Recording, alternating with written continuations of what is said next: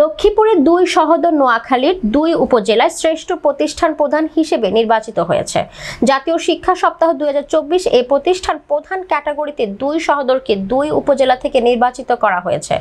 জানা যায়, লক্ষ্মীপুর সদর উপজেলার 12 নং চরশাহী ইউনিয়নের পূর্ব সৈয়দপুর গ্রামের দুই সহোদর সোনাইমুড়ি হামিদিয়া কামিল মাদ্রাসার সুযোগ্য অধ্যক্ষ মাওলানা সাইফুল্লাহ মনির সোনাইমুড়ি উপজেলার শ্রেষ্ঠ শিক্ষা প্রতিষ্ঠান প্রধান হিসেবে নির্বাচিত হয়েছে এবং তারই ছোট ভাই খলিফার হাট হামিদিয়া ফাজিল মাদ্রাসার সুযোগ্য অধ্যক্ষ মোহাম্মদ নাজমুল ইসলাম শামীম নোয়াখালী সদর উপজেলার শ্রেষ্ঠ শিক্ষা প্রতিষ্ঠান প্রধান হিসেবে নির্বাচিত হয়েছেন। লক্ষ্মীপুরের লক্ষ্মী সন্তানেরা নোয়াখালীর দুই উপজেলায় শ্রেষ্ঠত্ব অর্জন করায় লক্ষ্মীপুরবাসীর পক্ষ থেকে শুভেচ্ছা ও অভিনন্দন জানিয়েছেন সর্বস্তরের জনগণ। ৭১ বাংলা টেলিভিশনের পক্ষ থেকে তাদের দুই সহোদর এর জন্য নিরন্তর শুভকামনা রইল।